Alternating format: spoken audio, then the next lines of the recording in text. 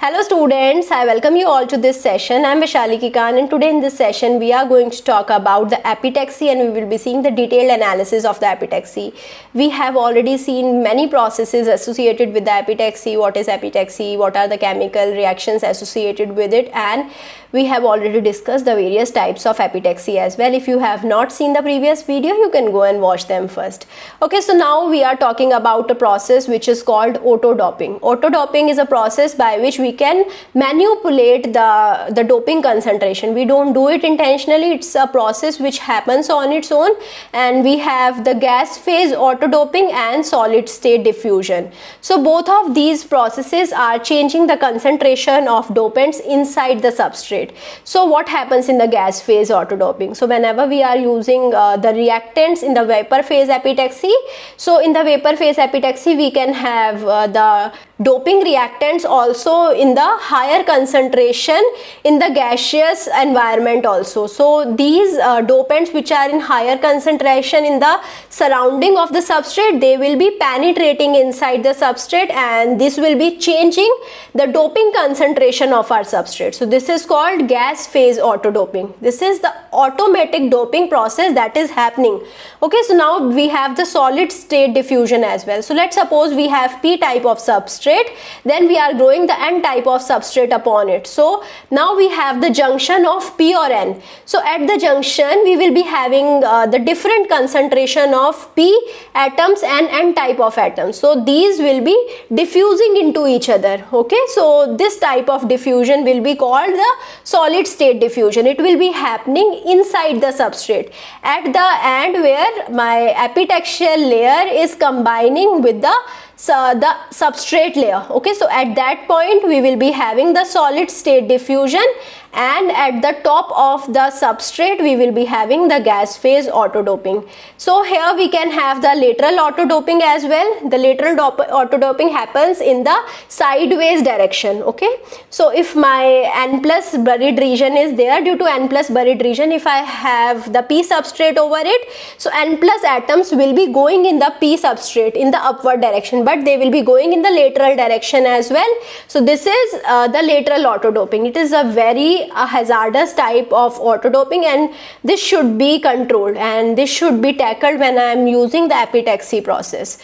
Okay, now we have the pattern shift and distortions. You can see if I have the substrate like this, we have some pattern on the substrate. The same pattern will be grown on the epitaxial layer. Whatever angle we have here, the same angle will be formed on the epitaxial layer. So this is the pattern shift. Okay, I hope now you understood. If I have the substrate like this, I will be forming the epitaxial layer also like this only. So we can minimize it at the higher temperature. At the higher temperature we will be having more thermal energy, more vibration, and we can remove the pattern shift also due to the higher vibrations of the atom. We can minimize it in the low growth rate region as well. Okay, so now we can minimize it with the low amount of chlorine as well, because whenever we have low amount of chlorine we will be not having the etching process. Okay, we will be minimizing it with the low pressure. So whenever we have low pressure we will be having low amount of chlorine. Actually we are removing the chlorine gas whenever we are minimizing the pressure, so it will be minimized at the low pressure.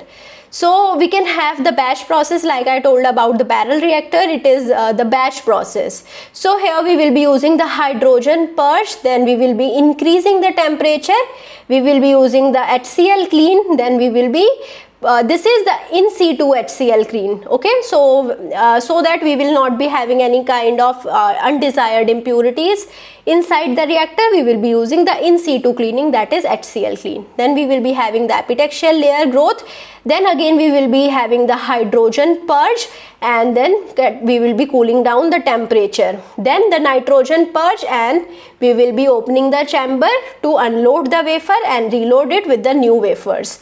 So if I have the single wafer reactor, The single wafer reactor will be having the sealed chamber. It is in the hydrogen ambient environment, and it is capable for multiple chambers on the main frame. Okay, so this is how we can have the multiple chambers in the single main frame as well. And if I am using the single frame reactor, we can have the larger wafer size, which is up to 300 mm wafer we can form, and with the help of higher uniformity control as well. So this is how our single wafer reactors are better. So this is the diagram of the single wafer reactor. So this is how our reactants are coming in. So this is the heat radiation. These are the heating lamps which are producing the heat. So these are the quartz lift fingers, and this is the reactants and the byproducts exhaust. So from here my reactants and byproducts will be moving out, and from here reactants are moving in. So this is how it will be reacting on this substrate, and it will be forming the epitaxial layer. So now if I am using the single wafer system, here I will be using the hydrogen purge, then cleaning, then increasing the temperature, then again the epitaxial layer grow, again a hydrogen purge, then heating power of wafer unloading, reloading, and we are doing the in situ HCl clean. I told you why. Okay, so if I remove the wafer outside, it will be reacting with the oxygen, so that is why we do the in situ cleaning only.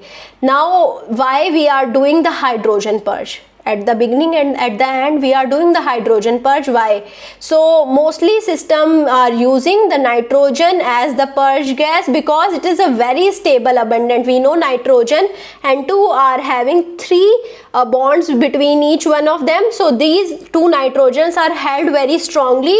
So this is a very stable gas. We cannot degrade these 2 the nitrogen ions very easily. We should have very high temperature, very high pressure to degrade these nitrogens into the form of nitrogen ions. So at greater than 1000 degrees Celsius, nitrogen can react with the silicon, and it will be forming silicon nitride on the wafer surface, which will be affecting the epitaxial deposition. And mostly our processes are occurring at a higher temperature. I already told you. You can see here we have the heating lamps. We are giving the higher temperature, and that temperature the nitrogen can degrade, and it will be forming the silicon nitride on the wafer, and which will be affecting the purity of the epitaxial layer deposition.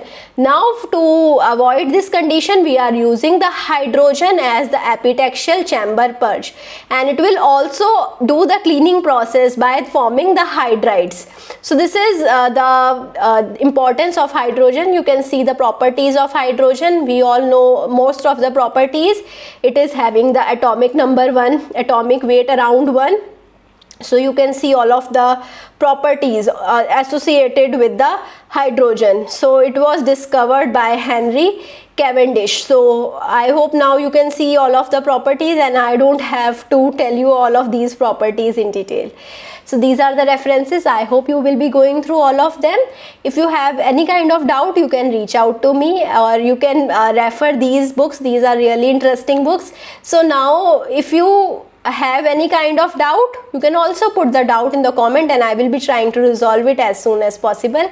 I hope you like this video. If you like it, you can share it with your friends, subscribe the channel, and do push the like button. Thank you so much.